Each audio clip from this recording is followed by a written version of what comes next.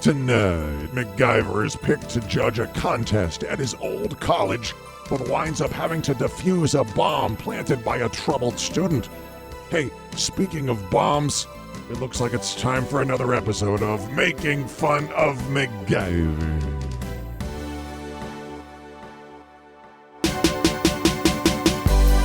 It's Making Fun of MacGyver, a rib-tickling takedown of our favorite 80s adventure show, Punky Brewster. Come on, it's MacGyver, starring Sam Jordan as the skeptic and Jeffrey Hess as the scientist. Name's MacGyver.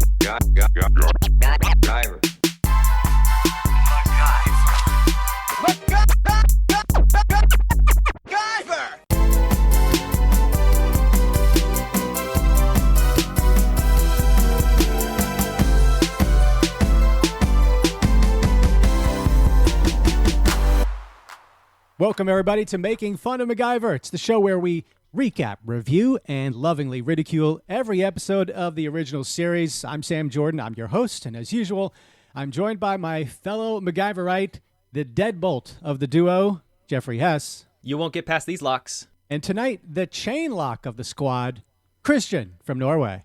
Hanging loose. My divinely debonair dudes, I offer up this brain tingler to you both. Are you prepared to see more locks than a New York City bagel shop? I was looking for more locks than a local canal. We call it Lux with an A-K-S. Or perhaps more locks than my wife's loctician hair shop, where they do dreadlocks.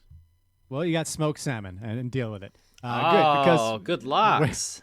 Yeah, did you not know the locks I was talking about at the New York City bagel shop? I didn't put that because you're an in the uncultured locks. Midwest swine?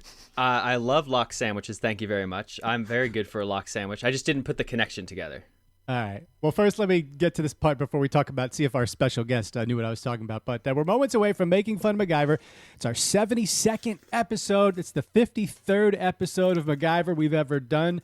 And tonight we're talking about MacGyver Season 3, Episode 9, Hell Week. At my signal, unleash hell. But first, it's our opening gambit. So let's give a warm welcome. Last week we have Vivian from Taiwan. This week it's Kristian from Norway to the show. Thank you.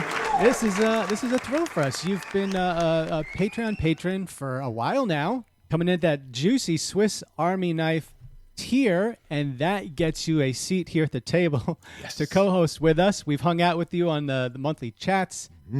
So we're excited you're here. Tell us a little bit about yourself. Kristian from Norway. Ooh, what to tell?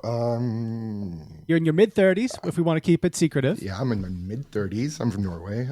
I've been watching MacGyver. You're a lifelong Norwegian? Well, I've lived in Norway my entire life, but my citizenship is dual. I'm both Danish and Norwegian. Fancy. Yeah. Scandinavian. What kind of work do you do? I'm a team coordinator for municipal parking officers. How did you find us? I'm not exactly sure, but I've been a lifelong MacGyver fan, or at least since the early 90s when it started airing in Norway. So I think I might have just stumbled upon you on he likes MacGyver. Here's a commercial on Facebook or Spotify or something. Like all good cults, podcasts, people get in and then they can't figure out how to get out. Yeah, you give us a little bit more about your MacGyver history. We always like to hear your thoughts and memories and how you grew up with MacGyver, or because it came a little late to Norway, correct? Or you were maybe a little too young to see it in its first run? No, it started airing in Norway in, I think, 92 or 93. So I've pretty much been seeing it since it started airing. But it's funny when you talk about MacGyver's Law, our favorite 80s show, which I know it's an 80s show. I know it's from 85, 86. But in my mind, it's from 92, 93. No, this is a 90s show. So that's fun. Me and my dad used to watch it after school in our basement then. Huh. Good times. That's cool. So if you could just, the dumb American thing, can you just explain the language thing, why your English is so good, the two languages, if you just speak two languages, maybe you speak three, and then were you watching MacGyver dubbed, or how did that work? How were you a little kid watching the show in English living in Norway? Kids shows get dubbed in Norway, but we have subtitles. So my English is probably so good because of, MacGyver's super skill. Oh, good Lord. Is this a real case scenario of MacGyver taught up someone English, how to speak English? Most likely. Jeff, that's been your thing since season 1, that on the show, Mac kind of teaches these foreigners how to speak English within 15 minutes, but it happened here in real life. Yeah, 15 minutes. The transference is like instant. He met a Burmese slave child, and that kid was fluent in like 37 seconds. So either MacGyver taught me English or my high school English teacher's students in Marlow. That might be the quickest one on record. I didn't want to give you an opening for that. I know. And some recent breaking news from the life of Kristian from Norway, right? Something special happened on Christmas Eve? Yes, I got engaged. All right. I asked my girlfriend to marry me, and she said yes. That's awesome. Was it an enthusiastic yes, or was it like, oh, yes? No, it was an enthusiastic yes, but she kind of ruined it because I had this whole plan, put out roses and champagne and candles and stuff in our living room early in the morning on Christmas Eve. And I wanted to make some coffee as well. And she kind of snuck out of our bedroom. And suddenly she was in the living room without me. Why are there roses? And fuck, I was supposed to sit on my knee with the ring. Well, we look forward to meeting her when me and Jeff visit you and stay in your guest bedrooms. Or do you want to we can just take one bedroom, right, Jeff? We can. We only need one bed. One bed. So you say you started, it showed up in Norway in 1992.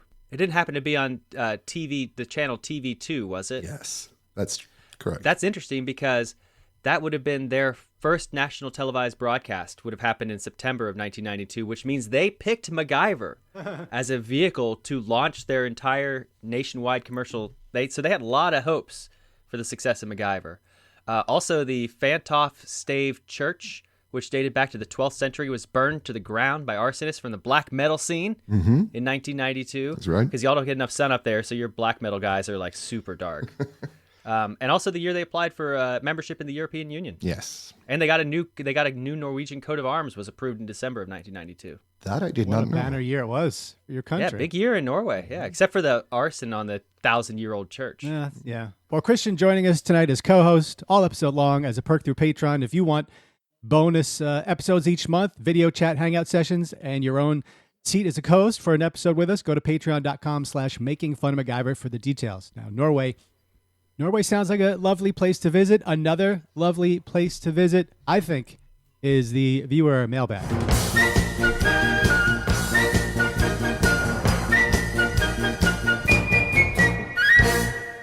Too short. Too short. Yeah, We've got a full-blown controversy here. That's a beef. It's a legitimate, like, East Coast, West Coast, hip-hop, 90s beef, and it's very exciting.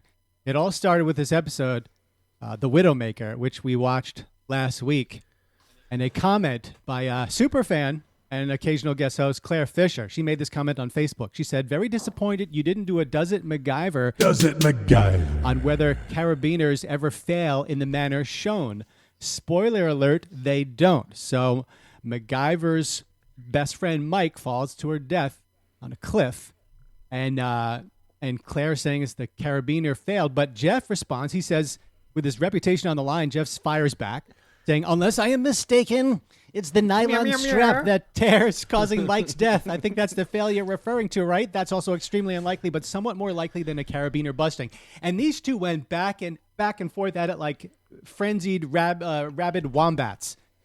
And it's still going. It's spilling over into all forums. Truth Social was a surprising place that it landed up. Yep. Joe Biden has been asked about it.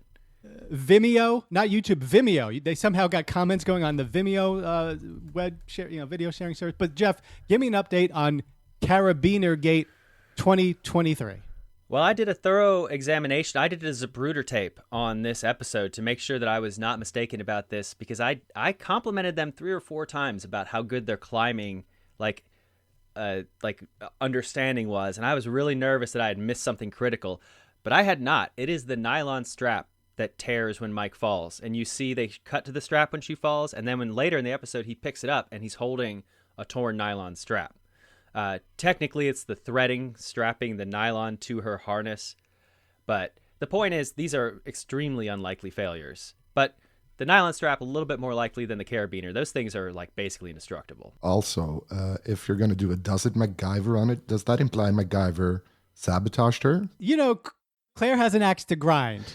So as we've seen, we love her, but I think she's ready to see, MacGyver behind any kind of female downfall. Literally. This is really going to encourage me to go back and see how many of MacGyver's male friends die. Because I am convinced more male friends of MacGyver die than more of MacGyver's likely or past girlfriend. If a show starts with MacGyver referencing an old friend, there's a 99% chance that person will die. This is a red shirt rule. Like in Star Trek, anyone in the red shirt is getting whacked. Also, you know who else called me about this? Johannes Gahr Støre called me about this. Jonas Gahr Støre. There you go. That would be the Prime Minister of Norway. Oh, yeah? He was very concerned. He said ahead of Kristian's appearance on this, we've had a high-level DEF CON, what's high one, 5? Meeting to prepare him for this. So say it again. Jonas Gahr Støre. Tell him I said we got it covered. Will do. Well, we'll see if this controversy continues. Carabiner Gate 23. Oh my gosh. Thank you, Vern. Screw you. But we'll follow it. Oh, one more thing I wanted to say.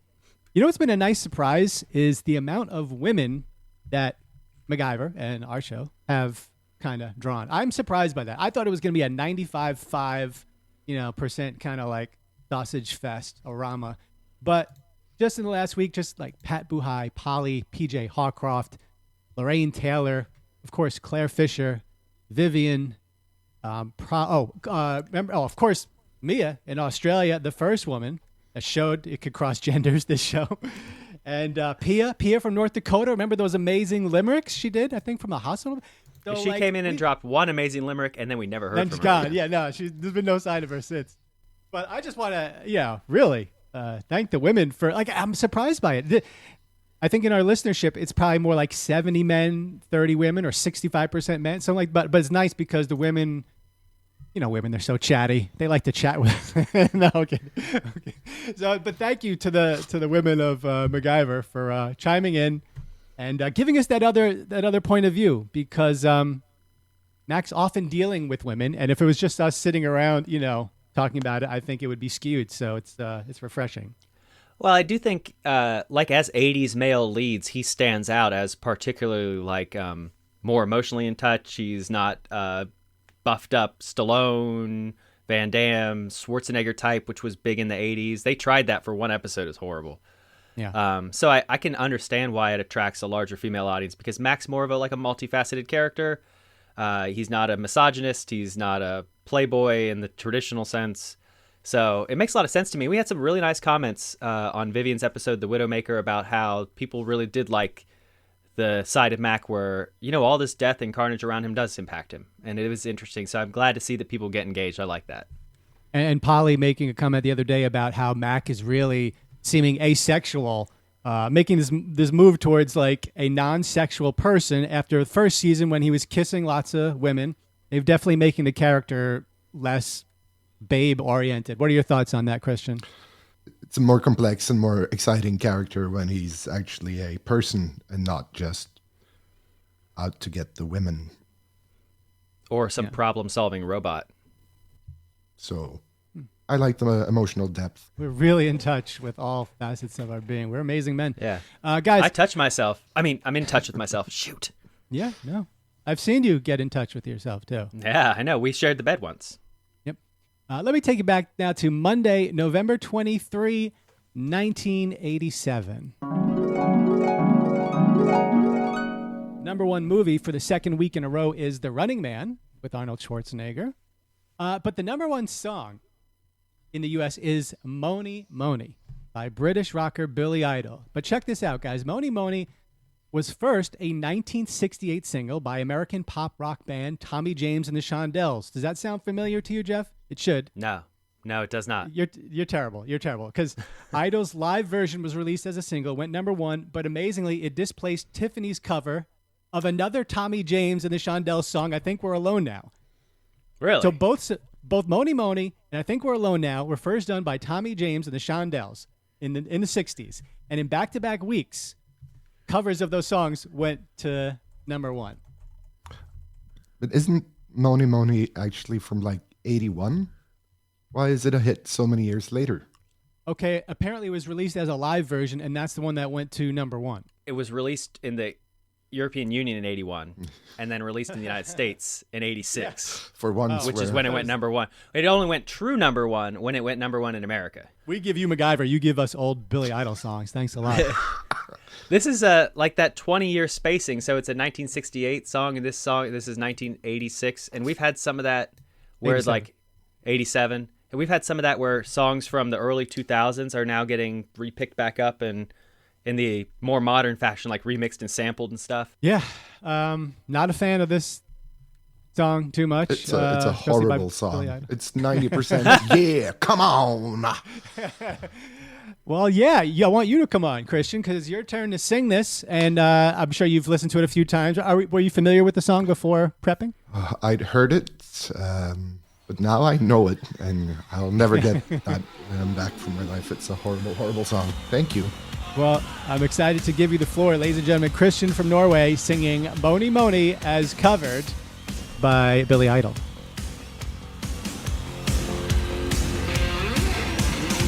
She comes now singing Money Money.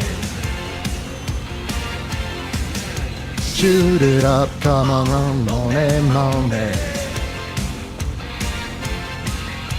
Hey, she looks good and I feel alright now.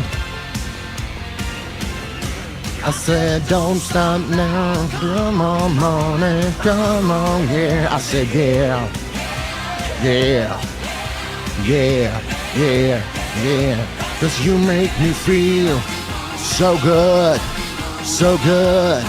Alright, I'm so fine, so fine. It's all mine. Alright, I said, yeah, yeah. Yeah, yeah, yeah. All right, there we go. Good job. You are right. That song is nothing but just a lot of yeah, yeah, yeah, yeah. And it gets worse. Oh, my gosh. Billy Idol with the sneer. He was known for his sneer, his blonde spiky hair, his leather, and his, what are you looking at? You looking at me singing Money Money? Clearly, like the worst of that whole British punk scene. Right? Like he's not the Sex Pistols. Yeah, punk scene, big air quotes. Like he's not the Sex Pistols or anybody cool like that. He's like more processed in pop.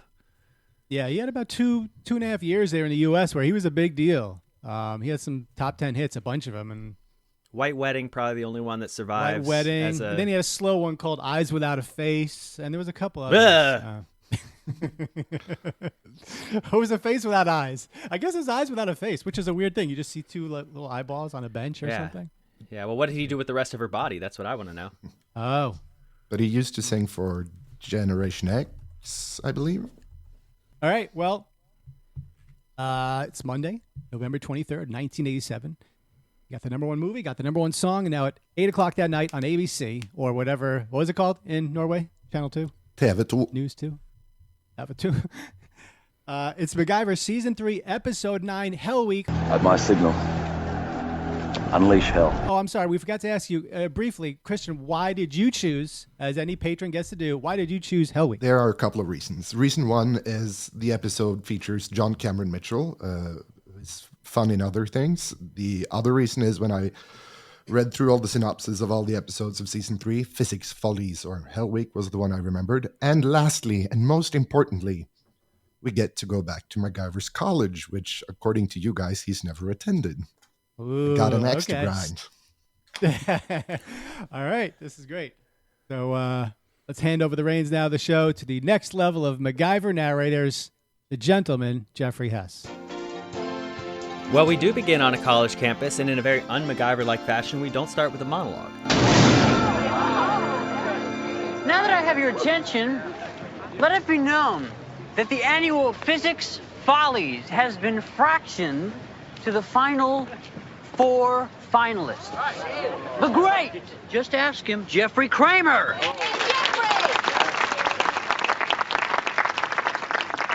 The beautiful in both brain and body, Hillary Chapman. All right, Hillary, you get my vote. The prodigal son of the great one himself, David Ryman. All right, David. Yeah, you did do it. You did do it. And last, but certainly not least, this year's cinch winner with the best barricade since the Great Wall of China, me. So it starts with a college campus, and someone fires off one of those like goofy cannons that they shoot at football games. And there's a young man standing up to explain that they're at the end of their physics follies finals fantastic fun facts challenge thing. And what they're trying to do is set up barricades for doors. And we are introduced to the nemesis, part nemesis for the episode, Jeffrey, who is an arrogant asshole physics student. And he's the antagonist for our young star, whose name I forget. It's not David, is it? It is David Ryman. They're both David, the father and the son. Never mind. And so they're having a physics contest, and invited to the party to be a celebrity guest is MacGyver. Hi. Hey, MacGyver. Dad told me you were coming to judge the barricade contest. Yeah, it's kind of tough to refuse a request from your dad. How you doing, David? Oh, pretty good. he is a previous Physics Follies contest winner. And when David approaches him, it's like, oh, now I'm going to win now that you're the referee. Is that a bit of nepotism? Because he ends up winning. Yeah.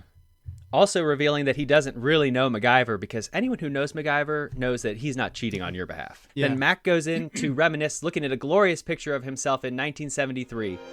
The Physics Follies had been a tradition at Western Tech for almost 30 years. The first winner of the barricade contest was my mentor, Julian Ryman, who had barricaded the lab in the physics building during his senior year.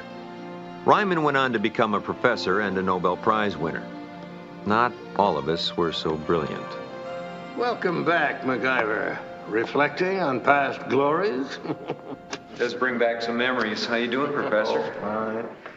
I continue to be a little disappointed. Those who show a shred of promise flee the fold. There you are, MacGyver, in the Physics Hall of Fame. But where are you, MacGyver? Happy doing what I'm doing. Nonsense. You should have stayed with physics. I expanded my horizons, went in other directions. So you looking forward to seeing your son's picture up there along with yours? I saw David outside. How's he doing? B's. He's getting B's. Few A's. That's not what I mean. How is he doing? Oh, fine. And that clip really encapsulates what's at the heart of this episode, which is this physics professor is an arrogant jerk who is not paying any attention to his son, who is under tremendous stress to live up to his father's image. And MacGyver intuits this immediately in the professor's answer. He's like, I'm not even asking about the kid's. I want to know about the kid. How's the kid going? In a very MacGyver-y way. Well, the professor doesn't care. The professor likes winners. So they head to the physics lab, where we're introduced to the rest of the physics team, who's going to be part of this weird-ass barricade competition, where the college just lets them destroy their dorm room doors without repercussion. Now, I got to say, had anyone ever heard of a barricade contest, a barricade competition? Because we're not all science nerds, so it might be a legitimate thing. I've never heard of this. But the IMDb says the barricades used in this episode were actually real student submissions in an annual physics competition at Marist College in Poughkeepsie, New York. And that's where I used to live. I'm quite familiar with Marist College. So the students are not working on their barricades just yet, but they are working on other physics problems in this lab. And there's all the kind of classic 80s accoutrement of bubbling things, and there's wires and pipes and everything going everywhere. And the son is looking over his experiment, which has some issue. It's got a problem with it. And Mac's like, oh, we can help. Let's try and figure this out. And of course, the father comes over and solves the problem immediately in the most dismissive and jerkish way possible, insulting his son and doing all this other kind of stuff. And all he does is take another student's gum and use the gum to patch the hole in this pipe where a piece of gas, some gas was escaping and causing a problem with the experiment. Which brings us to the first different part about today's episode. This is a Does It Ryman. Not a Does It MacGyver. This is a Does It Professor Ryman. Hold on. And we don't have a sound Vern, for that. Vern, can you do a Does It Ryman? Is that what we're saying? Does it Ryman? Does It Ryman. Or Does It David? You want David Ryman? We'll do David. Ryman? We'll do David for the kid. We got a couple Davids later. Okay. So Does It David for this one? No, Does It Ryman. Ryman. Does it? Okay, Vern, Does It Ryman? All right, here it comes. Does it Ryman? Okay, that's not bad. Hey, it sounds good. I like it. Yeah, fuck Maybe off. Maybe we can keep it. So they're working with super cold things to try and do their science experiments, because once upon a time, physics was like the hot new science frontier and has more or less been essentially cast aside for cooler things. But what MacGyver's telling the kid is that you need to plug this hole up with something that freezes, that expands when it gets cold. And so the professor goes and gets gum. Well, I was wondering, would gum be a sufficient way to plug something? Does it expand when it gets super cold? And the answer is yes. Gum is usually made up about 25% of something called gum base, which makes sense, which is usually polymers, plasticizers, and resins. They can either be organic or synthetic. They're made in the lab. Some examples are like petroleum wax, polyethylene, natural rubber, styrene rubber. And according to Wikipedia, in the 1960s, most gum is made of synthetic rubber. Since the 1960s, about 20 million metric tons of this stuff is produced a year. Importantly for us, though, rubber cannot freeze. Freezing is technically going from a liquid to a solid, where the liquid creates crystalline structures. But rubber polymers cannot form crystalline structures. However, rubber does expand when it gets cold. So this does Ryman.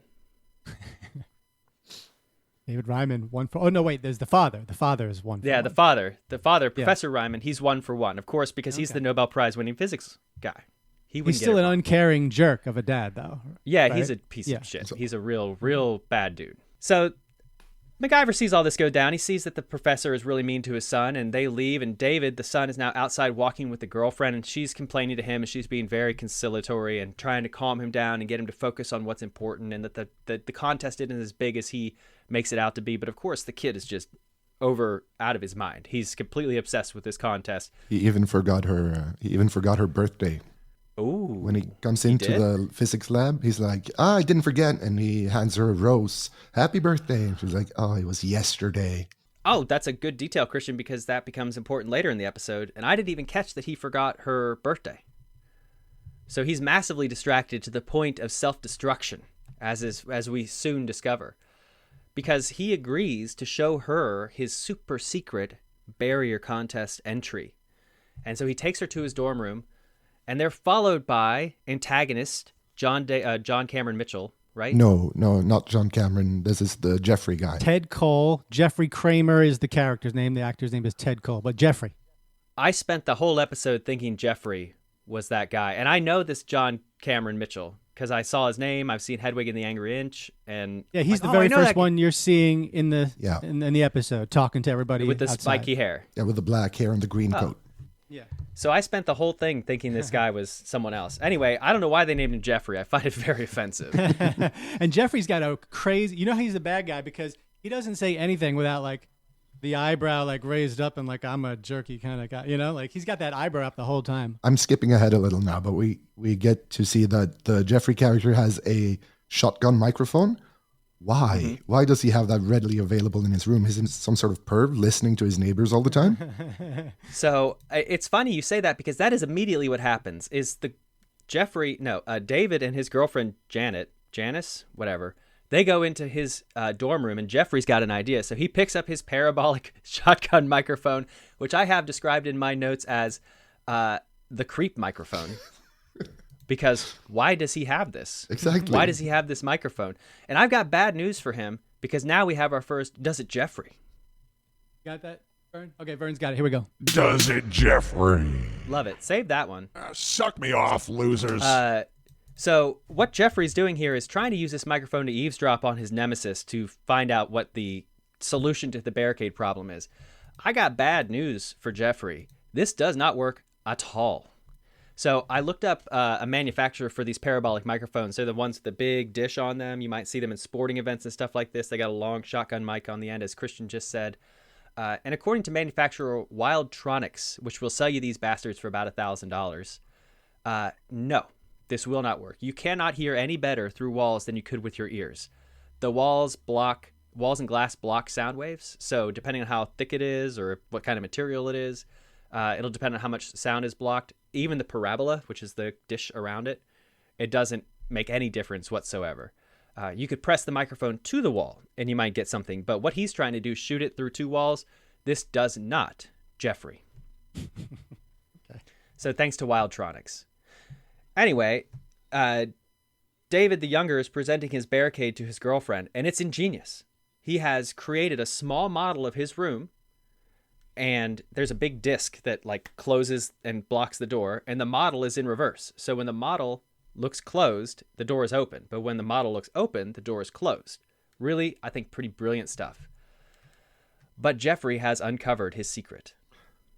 I have so many issues with his barricade. He's been working day and night. He's forgetting his girlfriend's birthday to impress his father by having the best barricade. And he just assumes that people won't try the door immediately. I know. That's the fatal flaw. And he also wants people to look through his peephole. But that's not the way peepholes work. You look out of a door, not in. I didn't even think about that. It's the dumbest barricade I've ever seen. I forgot that peepholes don't work that way. They don't let you see into the room. Plus, it'd be extremely difficult to make this because you would have to make, and they actually kind of do this in the show, but like the dimensions of the miniature are going to have to be really precise because of the look. But they would peep through the peephole, you see a copy of the room, and I thought it was pretty clever. And then Kristian promptly reminded me that it is, in fact, not. Well, remember, it's based on a real, I love saying barricade contest entry. So if somehow you, sir, from Poughkeepsie, New York, Marist College, probably the early 80s, recall doing this and you're listening to the podcast, please call in, chime in, something, get in touch with us, and we'll get you on the show and you can tell us how you built this barricade.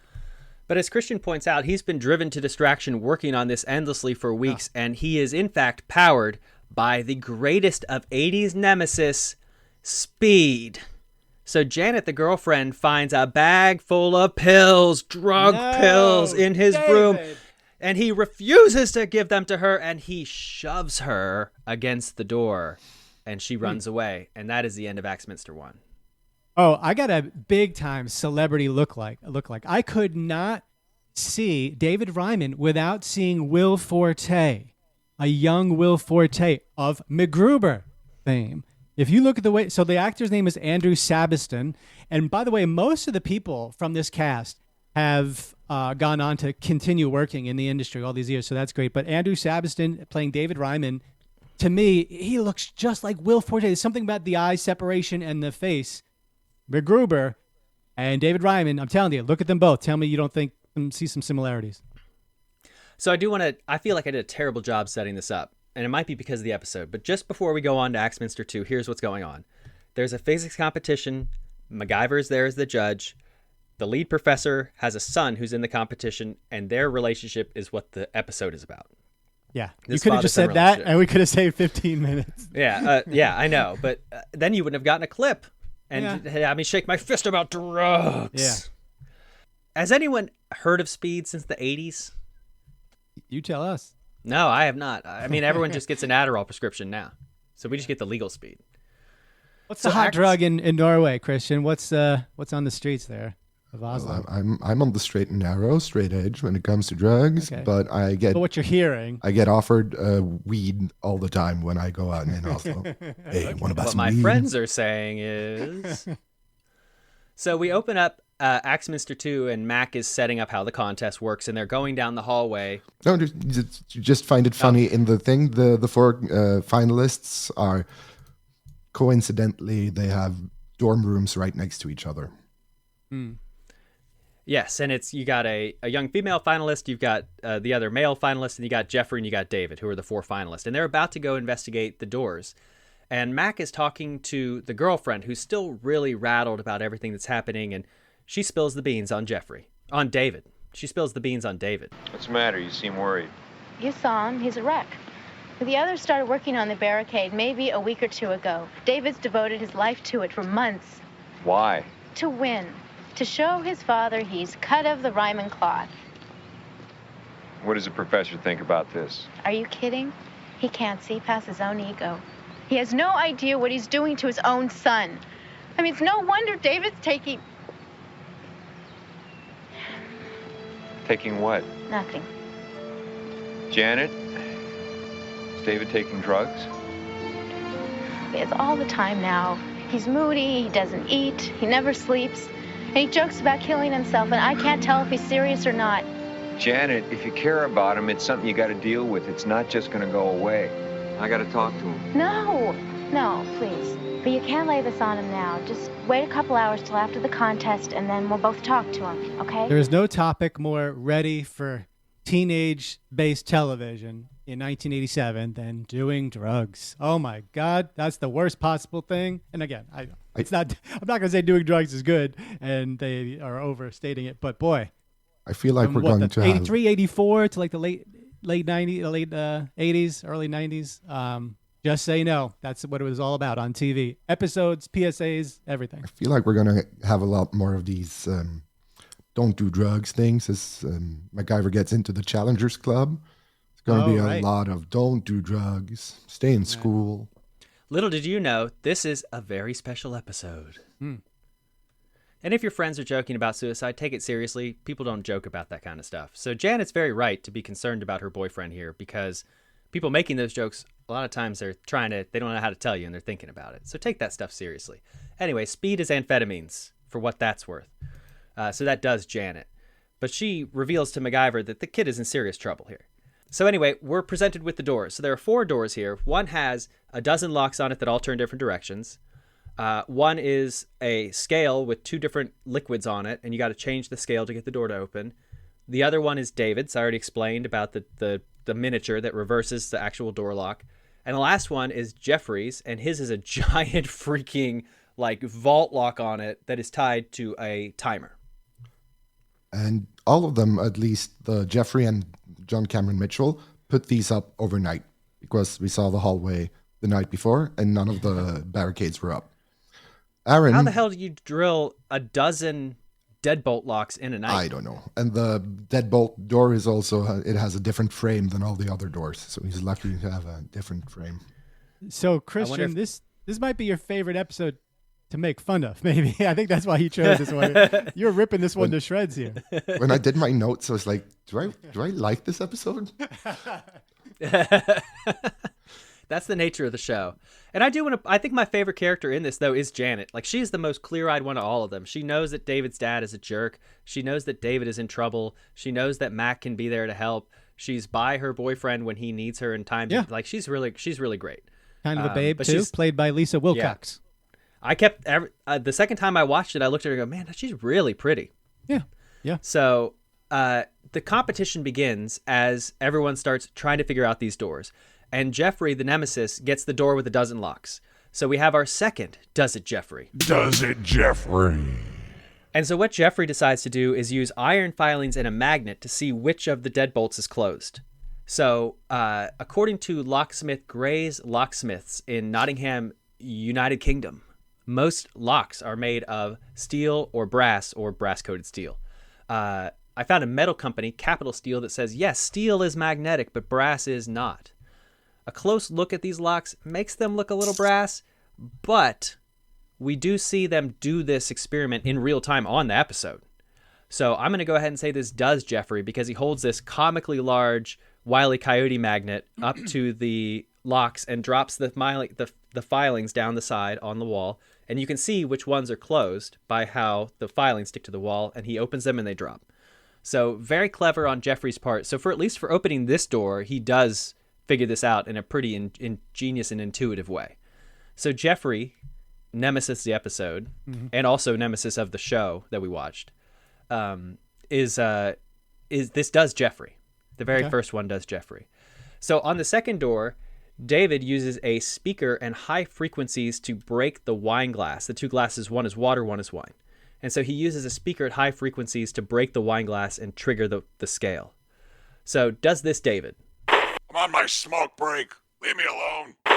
Anyone who's ever watched a Looney Tunes episode knows for a fact that opera singers can break wine glasses. So I didn't even need to do any research on it, but I did anyway.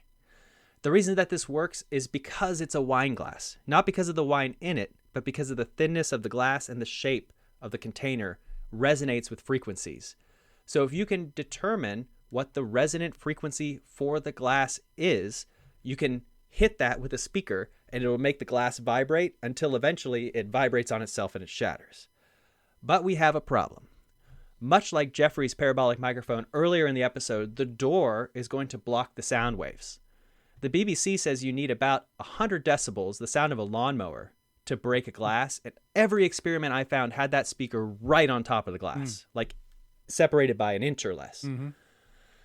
You're not getting the kind of volume that you need to blast through the door and through 8 feet beyond the door to where the glass is. It's not even as good as Jeffrey's creep microphone. This does not, David. Not the last time we'll see David and whining, though, right? Some different kind of whine comes up later. Oh, yeah. Ryman and Sons! So the third door is David's door, which we'll get to in a minute, because evil villain Jeffrey knows the secret. And then the fourth door is Jeffrey's door, which is closed by a time lock. And David is actually the one who unlocks this by going to get a frequency modulator to use it to increase the speed of the clock. So does this, David?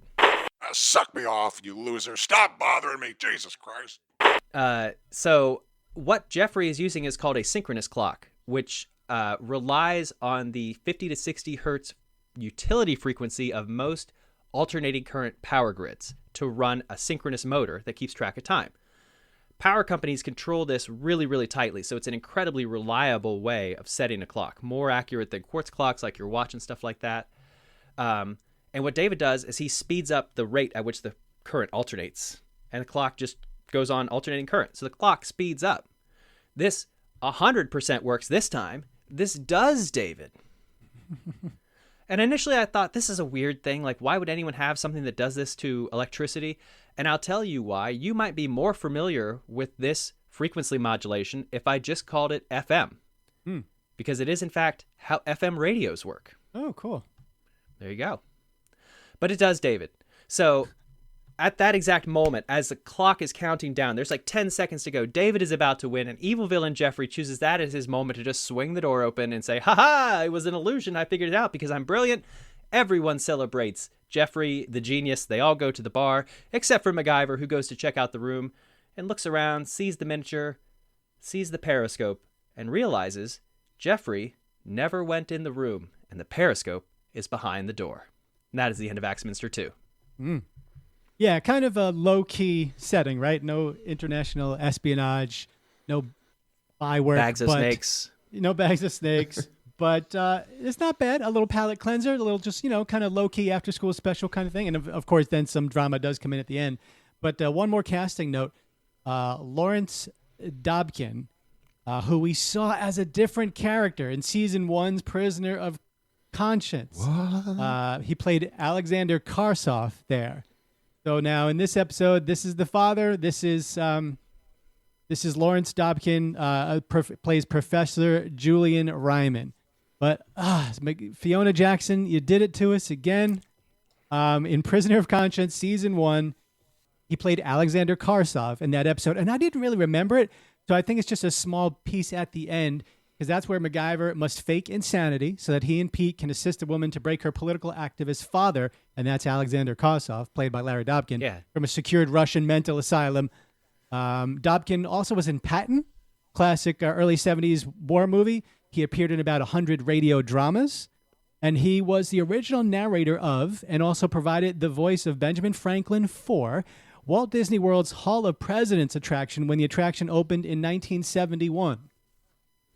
So, Prisoner of Conscience is the famous chessboard smashing Chessboard scene. over the head, right. Also an episode from which we now have multiple characters come back. Oh, yes. Because that's Mike the linebacker or whatever who plays for and the Titans. Russian Dmitry Medvedev or whatever. No, that was I don't know, but that guy. So this is you're right. This is the third character from a Prisoner of Conscience to come back as a different character. I think there's something Twilight Zone-esque about that episode. That's where something really fishy about you, Fiona Jackson. All right, we got 2 Axminsters down, 2 to go. Time for a time capsule commercial. And because we're talking about drugs in this episode, I think it is important that we use the airwaves properly, right? And we got a very special anti-drugs PSA. And I contacted someone I know quite well because he has a history with drugs, and I think he's got some wise. I haven't heard it yet, but stick around for this great public service announcement. We got style, we got flash, mandarin orange,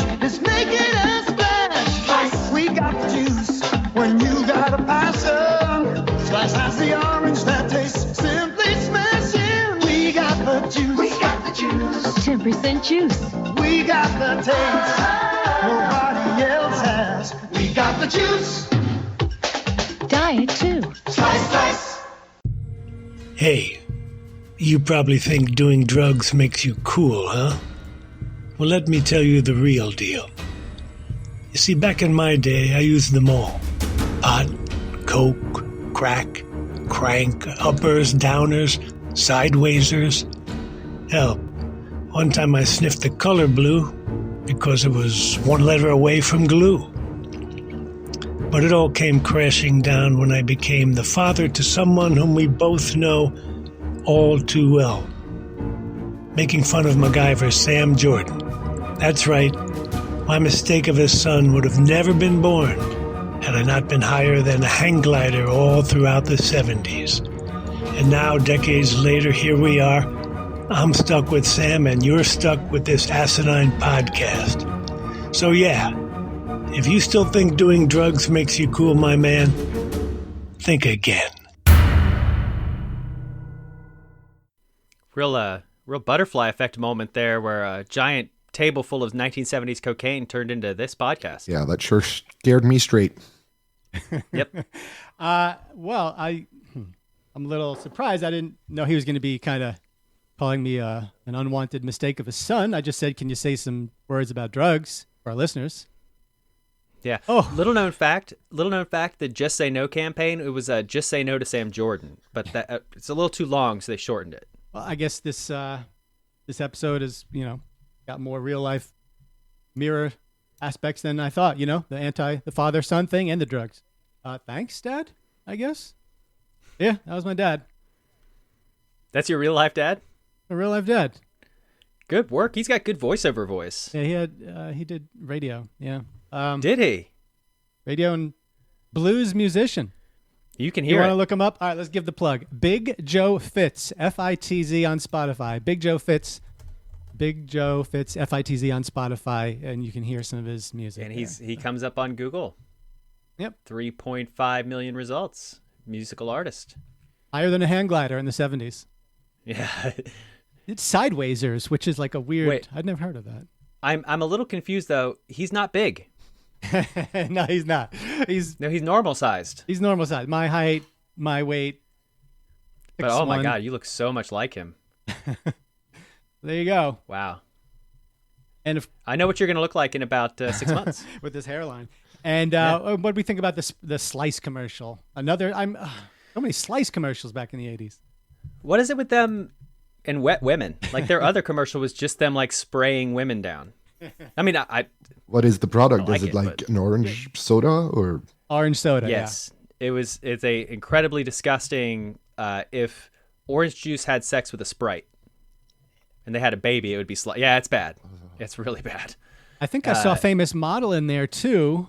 Is it Iman? I think Iman, the famous model who married David Bowie, is the black woman in there.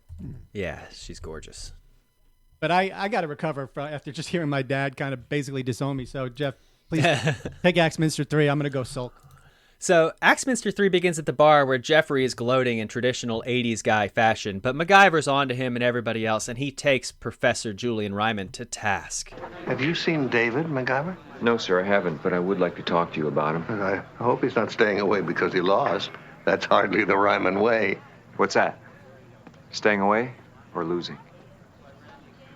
Sir, would you please join me? Professor, I think there's something going on with David that you are not aware of. What's that? Pressure? Possible burnout? Every student on this campus, Mr. MacGyver, is pushed to his limits. You know that. Maybe for David it's too much. Janet says he doesn't sleep. He overreacts to things like this contest. And Professor, he's taking speed to stay up for things. Speed? My son, drugs? Yes, sir. David needs help. No, I'm sorry. I'm sorry, MacGyver. I don't believe that. Not any of it. No, sir, you don't, do you? You don't see any of it. Yeah, so I don't know if I've ever seen MacGyver as viscerally annoyed / infuriated at someone as much as he really seems to hate this guy come the end of this episode. And everyone's delivering the truth right to Ryman's face, and nobody listens to it. And he doesn't listen to anybody because he's an arrogant jerk. Until it's almost too late. Mm-hmm. MacGyver then calls out Jeffrey, and he says, "Hey, Jeffrey, how'd you figure this out?" And Jeffrey can't answer because Jeffrey cheated. And so he's humiliated, and that is when it dawns on Professor Ryman, like, oh, crap, I got to go find my son. So he takes off to go find David, who is in the process of getting absolutely smashed. He is drinking whiskey straight from the bottle. He's popping handfuls of pills. Whatever suicidal ideation he had has come into real life. And he manages to get his girlfriend on the phone and says he has built a bomb. At that moment, Professor Ryman and MacGyver walk in while they're talking, and they're trying to talk David, off the cliff from exploding this bomb. So he's been taking drugs to build the barricade, the original barricade, and he's been like out of his mind stressed with that, while he's also built a bomb and another barricade. No wonder he needs to take speed. He busy boy. And Professor Ryman, that son is a genius. That son is got gumption and a great work ethic. I don't know what you're seeing here, but I'm seeing a young man of accomplishment. 2 very clever barricades and 1 extremely clever bomb. I mean, he is very smart. And he tells MacGyver to bring a 6-pack with him, and to my eternal satisfaction, MacGyver says, "Oh, you know me, carrot juice is about as heavy as I get." Anyway, so MacGyver doesn't drink. Once again, he says so, which is good because it leads obviously to pills and then bombs.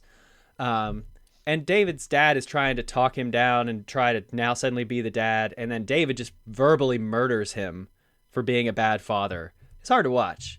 Mac tells Janet to keep David on the phone as they try to go down to the lab. And David's all very confused why everyone wants to talk about him as though he doesn't have a bomb. And it's at that moment that the professor informs them that the nuclear physics laboratory is above the physics laboratory and they have plutonium. So Mac and the professor get to the lab and it's guarded by like an electric shock gate. So these huge bolts of electricity go across and they're attached to a motion detector that will set off the electricity when you try to get near it. David berates his father for being a complete piece of shit, while Mac goes to look for tools to solve the problem with the electric gate. David, we have to talk. Oh, you want to talk? That's a joke. Talk about what? Anything you say.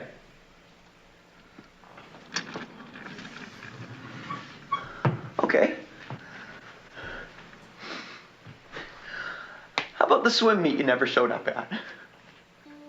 Or what about the Christmas presents Mom used to buy me and signed your name to? I was busy. Oh, yeah, right. Busy. When's my birthday? What do you mean? I mean, when's my birthday? It's in May. Your birthday's in May? When in May? Yours is March 11th. When's my birthday? You don't know, do you? The 24th of May. June 6th. You lose. So Professor Ryman fumbles the fathering at like the most critical moment, at which place everyone is about to die. I will tell you, my son's birthdays are May the 5th and June 30th, and I remember that. And so David then passes out, which presents a problem because he's behind the barrier with the bomb. So now Mac and Professor Ryman have to unlock the barrier, and they have to disarm the bomb in about the next 10 minutes before this thing goes off. So Mac returns with our first Does It MacGyver of the episode. Oh, wow. Does it MacGyver? Mac has come back with 2 spray bottles that he says are ammonia and acetic acid. Acetic acid is what gives vinegar its smell. So if you smell vinegar, what you're smelling is acetic acid. And this is a very powerful cleaner. It's in a lot of things, very safe, but it's particularly good against fungus and microbes like mold. So it's something a science lab would definitely have. Ammonia, also a cleaning supply, very common. So all this stuff would be in the closet. According to the University of Wisconsin at Madison, when acetic acid and ammonia are mixed together, they form 2 things. One is ammonium acetate, which is called a salt, and the other is water. So when sprayed into the air together, they would mix together and they would create a salt, and they would create a vapor mist, as you see in front of it. But that's not the only part of it we need to be concerned about. The second part is, would that vapor mist actually block the motion detector? Well, motion detectors work in two ways. One is infrared, where they sense your body heat. The other is by sending out microwaves and detecting difference in the pattern. If it's infrared, there's a chance this might work. I found an article on powerandmotoryacht.com talking about how cops found the Boston Marathon bomber hiding in a boat using infrared cameras. And one of the only reasons they were allowed to is because the fog lifted. In dense fog, where naked eye visibility is reduced to a minimum, thermal imagers cannot see that much. I also found a paper from the American Physical Society writing in 1946, which investigated the effect of water vapor on microwaves and found out that water vapor does disrupt microwaves, and the denser the better. So taken in combination, the thick mist that MacGyver puts in front of that motion detector, no matter which of the two kind of motion detectors it is, would work. This does MacGyver. I appreciate your research. And I'm sure the listeners do too. Yeah, well, you're going to learn a lot. You know, if you need to plug up something cold, you use gum and stuff. Yep. What about the pilot episode, the chocolate bar? The chocolate bar did what in the pilot episode? It exploded? No, it stopped an acid leak. It stopped the acid leak. So basically, sweet snacks in your pocket can stop a lot of bad things from happening. We probably have more science investigation stuff in this episode than we have had in the entire season prior to this. Right. Initially, I thought that's why Kristian picked it. I'm like, he must really want to antagonize me about all this. But Mac and the professor managed to get into the room, and they look. There's 5 minutes left to go on the bomb. Oh boy! And the professor says, we need to call the bomb squad. And MacGyver says, we are the bomb squad. And that is the end of Axminster 3. Classic MacGyver defusing a bomb action. You know, I bet you Will Forte has seen this episode a few times. He's got a star that looks like him as a teenager, and then we got a silly, bomb diffusing kind of episode too. I don't know anything about the bomb, if it works and stuff, but it looks beautiful on in the episode. Yeah, it looks tremendous. It's got a really cool look to it. It's got a mercury switch. Let's talk about it. Let's start Axminster 4 as they're looking at this bomb. David wakes up, but he's useless because he's hammered. So Mac is looking at it, and inside this bomb, there's nitroglycerin because it's the 80s, and that's literally the only thing that can explode in the 80s. And in the middle is a glass plate with a little droplet of mercury on it and wires all around it. And if the mercury touches any one of those wires, it'll complete the circuit, and everything will go kaboom. Not only is it guarded that way, David has wired the thing so you can't even take it apart. He's thought of everything. You know, this bomb's got multiple dead man switches and stuff on it. Well, he had time because, he's got a hot blonde girlfriend, so why not just leave her on the side and just make bombs and barricades?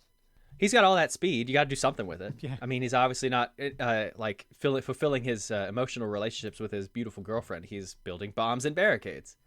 With the mercury switch, when they tried to move the thing, even though it's TV and I've seen this 100 times, watching it for the recap, it's like, oh, so exciting. I agree. And they're moving this bomb, and I'm watching them move this mercury. I'm like, this is actually making me nervous. For the first time in this episode, I feel a sense of anxiety about what's going to happen because they got the plutonium upstairs. Beautiful Janet is nearby. Jeffrey might potentially become injured, which I was hopeful for. But they start to figure out how to disarm this bomb. You can't take the top off. You can't move it. And they're thinking, how can we get around this? And MacGyver thinks, we'll freeze the mercury because they have liquid nitrogen in the lab. So they go over there, completely fails. They can't get the cold close enough to freeze the mercury. And we'll talk about mercury here in just a second. So they then decide that the only other possible thing to do, if you can't stop the explosion, you have to contain the explosion. So they are going to lift this bomb with this most delicate mercury on it and carry it to the elevator to ride it down into the basement with the hope that the explosion will be contained to the basement. So they're moving it very, very slowly, and they've got it on a cart, and they're cutting to the mercury, and the mercury is getting close, and sometimes it rolls over, and sometimes it doesn't, and they walk through the elevator, they get through the door, and Julian Ryman's fat ass knocks the thing that's holding the elevator door open, and it closes, and Mac and Professor Ryman are trapped in the elevator with the bomb, and there's about 30 seconds to go. 55.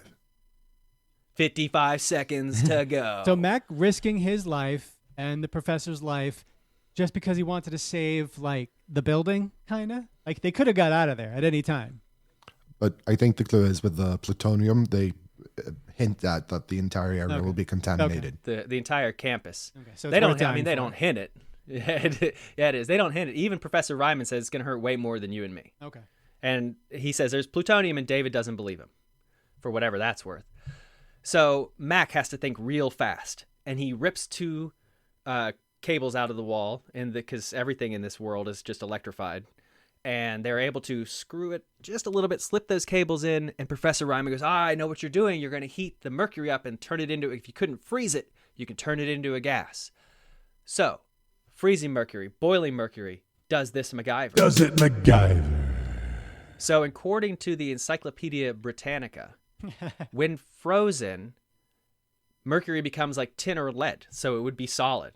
Good idea, MacGyver. The freezing point of mercury is negative 38-ish degrees Fahrenheit. It boils at 674 degrees Fahrenheit. So liquid nitrogen clocks in at negative 320. Perfect. You could freeze it if you could get close to it, but you can't. Now, how hot is an electrical spark? That's what MacGyver's using to heat up the mercury to try and get it to turn into a gas. The University of California at Santa Barbara did some research on spark temperature, and the lowest spark temperature they measured was right around 1400 degrees Fahrenheit, almost double, more than double, what they need in order to heat this up into a gas. I have some concern that the glass between the spark and the mercury, it's not going to heat up fast enough, but the concept is there. The electricity would be hot enough. You could theoretically get that mercury hot enough to turn it into a gas, and that is exactly what happens as the clock is ticking. 3, 2, there's a bead of sweat rolling down MacGyver's face. Barely. The mullet is getting moist. Professor Ryman's patting his bald, fat head, and at the very last second, the mercury pops into a gas, and rather than being an explosion, they are safe. Makes a little pop. MacGyver coils up in the corner. Oh, don't hurt me. Wow. So the bomb does not explode at the very last second, almost James Bond-esque with 007 on the clock. This does MacGyver, and that is the end of Axminster 4. And there's only about 15 seconds left in this whole episode. Yep. Thank God. I mean, gosh, I really thought they were goners there. It really looked like it for a minute. I thought they were going to have to recast MacGyver after this. But they did not. You got to work overtime the next 2 weeks. We need a new lead. But they just hire RDA again. And just now they call him he'll be Dick Anderson. MacGyver Jr. Yeah. His MacGyver's long lost cousin, MacGyver's. So we go to Axminster 5. It's extremely short, and the whole Axminster 5 is in this clip. So go ahead and play our final clip. You're going to be all right, David. You're going to be fine. The bomb. Bomb squad's taking care of it. Dad, I'm sorry. David, please, don't talk. Be quiet. David. He's going to be all right. But it's going to take time. Well, I'll make the time.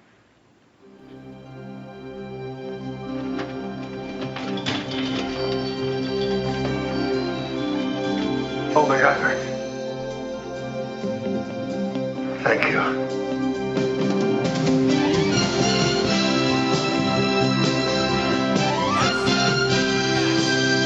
Got him. Ladies and gentlemen, we got him. Save the family and a science lab. You know who's really going to be making time? The U.S. prison system, where the son is going for being a bomb maker. So it being the 80s and this kid being white, there's obviously no punishment involved for him. He's like getting wheeled away by the doctors, and no harm. I assume no Janet and everyone's going to have their relationship repaired. But that is the end of the Axminster, with the most important thing happening: the father learning the lesson about his son. That's the one you chose, Kristian. Yeah, I liked it. He looks satisfied. I thought it was a great episode. Well, hold on. We're going to find out. We're going to ask you to put those thoughts into numbers, because we've recapped, we've ridiculed. And now it's time to review, rate 1 to 10, 0 to 10 mullets. Hell Week. At my signal, unleash hell. Name's MacGyver. I think it's a great episode. It has a curve of excitement that makes me not be bored. I think there are some great actors, some great scenes. I'm gonna give it a 9. Now the scale only goes to 10, right? It's not a 1 to 20. No, I know. I listen to your show. I know the. All right, Jeff, you go next. I also really liked the episode. It tickles my science fancy. I liked all the barricades, even the project idea is kind of stupid. I found the son to be incredibly intolerable. Just a whiny, annoying jerk. But a lot of the other people I liked. I liked the villain, and I liked the father. It is low stakes, and it kind of takes a surprisingly intense stakes turn at the end there with the bomb. But I was never bored by it. And so I'm going to go a little lower than Kristian, but I think it's pretty good. I'll give it a 6 mullets out of 10. Oh. 6 mullet affair. That's more than a little lower than Kristian. I see Kristian holding his tongue. But you know what? I'm right there with you. And I was hoping you'd go. So we've had this magical 3-episode run of 3 episodes in a row with ratings 7 or higher.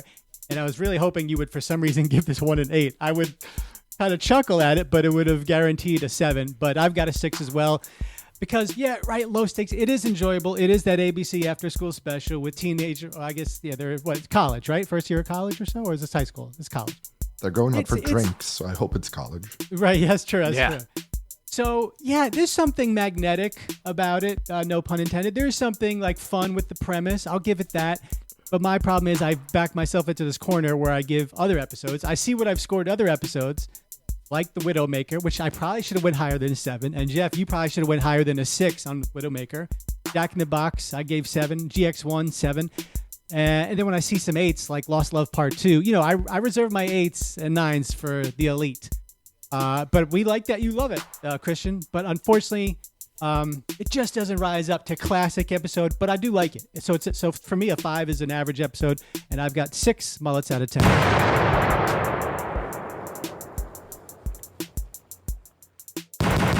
This one's rated 6 out of 10 mullets. I see that IMDb gives it an 8.1 out of 10. Yes, 8.1 on IMDb.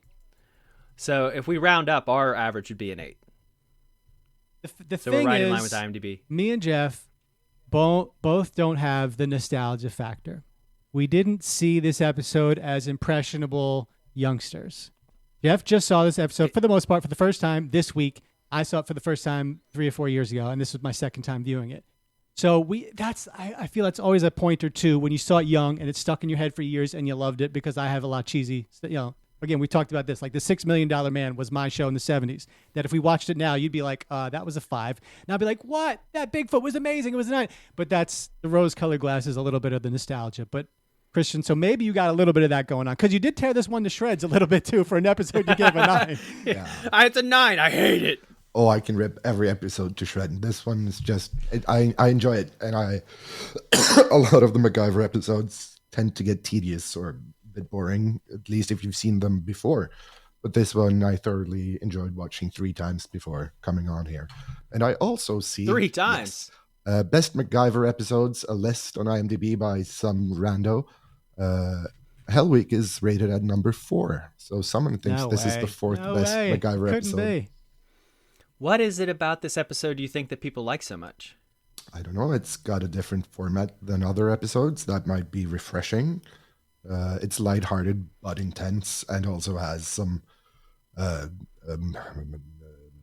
morals. You need to be a better father. Don't use drugs. If you're having suicidal thoughts, talk to someone. Yeah. Don't cheat on the barricade competition. Don't cheat. And lest an itinerant problem solver come along and bust you. He's got no trust in his own barricade, since he's made the bomb and the second barricade in the lab. And I don't blame him, because he hadn't locked his door. If the guy busting his barricade just tried the electricity door. For the first barricade. I love the episode. A 9. What would you say about one he gave like a 5 to? Like, oh my gosh. But all right, let's crunch the numbers now. This is where we count up the MacGyverisms. And there were a lot, but there were also Rymanisms. But then we see how many times someone said MacGyver. A lot of those too. But Jeff, what did Mac do? Was he 1 for 1 or 2 for 2 here? Well, there's more. So he's 2 for 2. MacGyverisms are 2 for 2, but on the Davidisms is 1 for 2. On the Jeffreyisms is 1 for 2, and on the Rymanisms is a 1 for 1. Okay, I'm just gonna keep track of Mac's MacGyverisms, and he continues his hot streak. Now, 2 for 2. As I mentioned, this doctor, this professor, just anytime he's addressing Mac, he has to say Mac at least once or usually twice. So, but last episode we had the second most ever last episode, and Jeff was like 15 under, 20 under, but it was said 37 times last episode. How high could they go in the very next episode? I'll let Kristian go first. He's trying to bait you, Kristian. Don't fall for the setup. It's a trap. It's not really a MacGyver episode. So you get like 1 or 2 MacGyvers at the beginning when David meets him, and then there's Ryman. I don't know. I'm thinking perhaps 12, and that's a stretch. Jeff? 18. Okay. Answer's 27. What? It's harder than it seems, isn't it, Kristian? All right. You sure you watched this episode 3 times in the past week? Maybe I give it one more viewing. And I thought there was a chance someone like Kristian might come in and actually count them and see if I was right, but he did not. He just left it up to me, and it's 27 times. The doctor probably says it 12 times. The professor probably says it 12 times. Everyone else that addresses, what's his name? David, the very first scene. Hey, MacGyver! Runs over to him, and then he says it one more time. Hey, MacGyver! MacGyver, you here for the contest? Like he squeezes 2 in like 10 seconds. So I have an ear for it. That's my gift. It's a terrible gift to have, but that's the gift I do have. Yeah. I'm sure Janet's familiar with him squeezing 2 in 10 seconds. That's me. What is the most make funable moment in this episode? I will say David's drunk rants, which are just cringingly bad and funny. They're just awful. Yeah, it's the ranting of someone who's never been like piss drunk sad. I would go with the piss drunk rant, but I'm going to go with the peephole working the wrong way on his door. Okay. So you're familiar with how peepholes work, is what you're saying. You're quite sure. You've looked through a few. I'm somewhat of a peephole expert. I've looked through a couple of peepholes in my time. I'm going to go with just Jeffrey generally. Just like his every time he's on screen, most punchable face. So I know it's not a specific thing, but just the villain Jeffrey, as much as I despise it. What is it with people naming like bad guys Jeffrey? What's the deal with that? I don't like any of this. I will tell you they gave it the more jerky spelling, though, of Geoffrey. Yeah. Yeah, get that crap out of here. Pretentious. Well, I guess that about does it. It's been an exciting episode. Hold on. We got a phone call. Let me just get the phone here. Sorry. Hello? I'd like to speak to my father, please. Who's this? This is David Ryman, physics failure and good-for-nothing son. Ooh, buddy, it's been like 30 years. You're still on that? David, don't be so hard on yourself. So what have you been doing for, that's almost been 40 years at this point. What have you been up to there, David? I've been hitting the bottle. Jeff, what else? Oh, sorry to hear that, David. Yeah, I mean, I would hope working on your physics, being in your 60s. But David, why are you calling us trying to find your father? Well, I heard there was a podcast about MacGyver, and I figured my know-it-all Pulitzer Prize-winning pop would be there, ridiculing his pathetic Ryman son with Mr. Fix-It over there. Didn't he win a Nobel Prize? Was it a Nobel Prize? Yes. It was a Nobel Prize. Are you okay? You're forgetting what important prizes you're very famous and much more successful than you father won. Are you okay? Actually, I will be. In about 2 minutes, I'm in Vancouver for the big marmalade contest. Sorry, did you mean barricade contest? Nope, I meant what I said, jerkface. Marmalade. It's put on by Smuckers each year. Contestants compete to see who can lock themselves in a storage closet and eat the highest amounts of jams and preserves. That's a contest? I just call that a Thursday. But this year, they're in for a big surprise. I'm going to overdose on marmalade until my stomach explodes. And I'm going to blow the whole east wing of the Smuckers Taste Testing Lab sky high. Oh my God. Not a great idea. Don't do it, David. David, yeah, that splattering won't be jam. Kristian, talk some sense into this man. If you're doing this to impress your father, he's probably in his like 90s, or perhaps he's over 100 years old. He might have like dementia and not even notice you anymore. Stay out of this, Norwegian.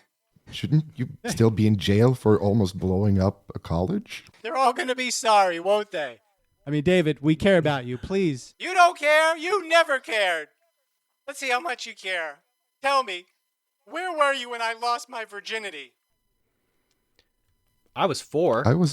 I think. Probably not even born if you lost your virginity It's not before our the business, episode. David. I don't know. I was at work, probably. Yeah. You're all wrong. I'm still a virgin. Okay. Oh, you owned us, buddy. Woo! But this is it. I'm going to take one more bite of this Concord grape jelly and go kaboom. See you on the other side, suckers. You're still a failure. Your father was right. That's terrible. That's terrible. Rest in peace, David Ryman. Yep. Okay. I'm sorry, Kristian. You had to have what was an otherwise fantastic guest host appearance be ruined by this weird call. Well, at least now he won't call again, ever. Yeah. But you will, we hope. Hope you had fun. Yeah. Any parting thoughts about this experience? By the way, you went into an actual legitimate broadcasting studio. Yes. To help record. Thank you so much for that. I used my Saturday share night my guest bedroom to go back to work to borrow a recording studio. Yeah. So if you're out there and you're listening and you're wondering, should I participate? You definitely should. You should.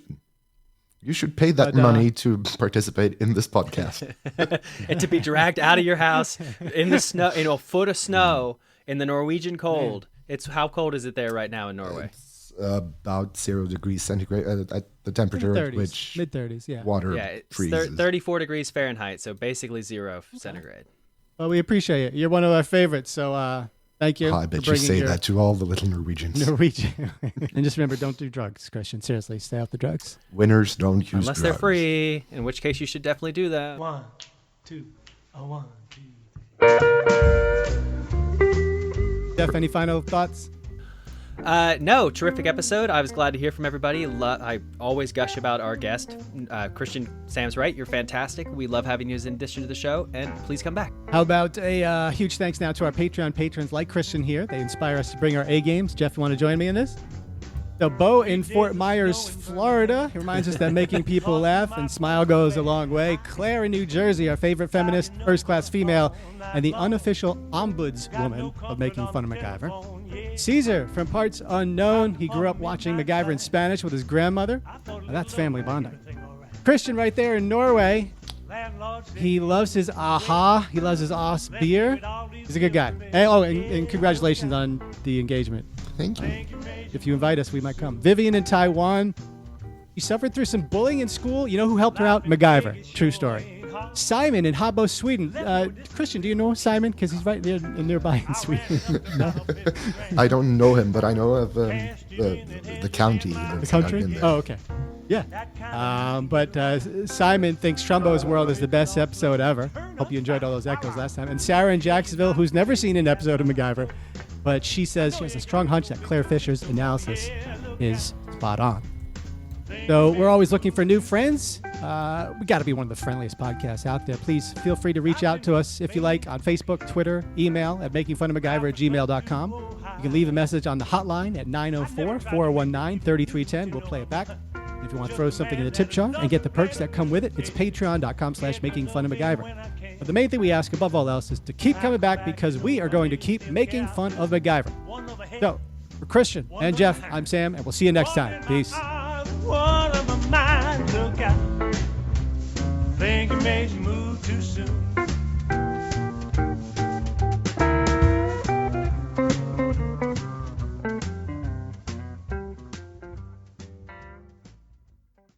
You're going to be all right, David. You're going to be fine. The bomb.